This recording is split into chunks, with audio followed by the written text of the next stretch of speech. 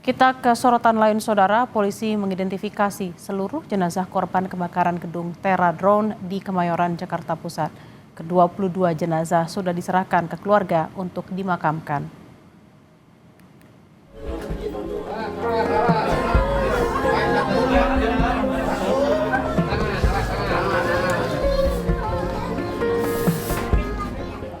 Isak tangis keluarga pecah menyambut kepulangan jenazah salah satu korban kebakaran gedung Teradron di Kemayoran, Jakarta Pusat. Jenazah Siti Saadah Wahyu Ningsih tiba di rumah duka di Depok, Jawa Barat Rabu malam. Keluarga dan rekan korban yang sudah menunggu sejak siang tak kuasa menahan kesedihan saat peti jenazah tiba. Jenazah langsung dimakamkan di tempat pemakaman tidak jauh dari kediamannya. Sebelumnya polisi telah mengidentifikasi 22 jenazah korban kebakaran gedung Teradron di Kemayoran, Jakarta Pusat. Seluruh jenazah diserahkan ke keluarga untuk dimakamkan. Kami sudah melaksanakan rekonsiliasi yang ketiga untuk menentukan identitas korban dan memutuskan ada 12 jenazah telah kembali dan berhasil kita identifikasi.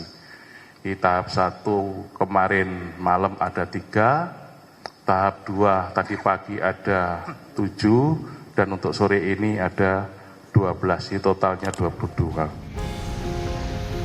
Pasca kebakaran, polisi kembali melakukan olah TKP di gedung Teradron di Kemayoran, Jakarta Pusat. Dari TKP, polisi menyita sejumlah barang bukti, salah satunya baterai drone yang diduga sebagai sumber awal api. Dari hasil olah TKP sementara, penyebab 22 korban meninggal karena kehabisan oksigen. Untuk penyebabnya masih nanti ditentukan oleh dari dokter forensik, namun dari tempat kejadian perkara memang tidak ada korban yang terbakar tubuhnya. Jadi kemungkinan itu adalah karena asap atau habis oksigen atau karena uap panas. Gubernur DKI Jakarta Pramono Anung menyesalkan gedung 6 lantai itu tidak memiliki akses evakuasi darurat. Pramono menegaskan siapapun pemilik gedung harus mempersiapkan akses darurat agar peristiwa serupa tidak terulang. Sementara itu, Menteri Dalam Negeri Tito Karnavian menegaskan perlunya regulasi yang mewajibkan pemerintah daerah melakukan pemeriksaan rutin kondisi gedung, terutama yang memiliki potensi resiko kebakaran tinggi. Langkah ini dinilai penting untuk mencegah tragedi serupa.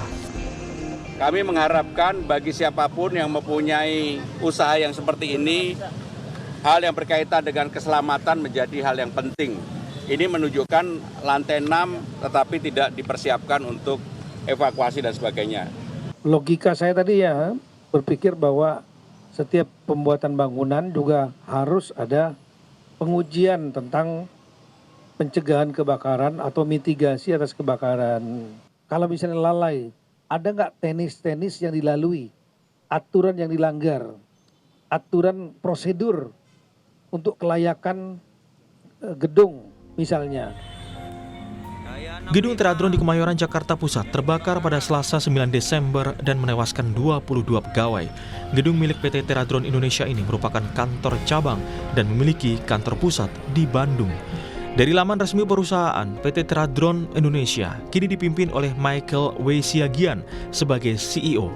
Perusahaan ini mulai beroperasi di Indonesia pada 2016 sebagai penyedia berbagai aplikasi pemanfaatan teknologi drone untuk berbagai sektor industri dan aplikasi, seperti survei lokasi, sektor energi, hingga kehutanan.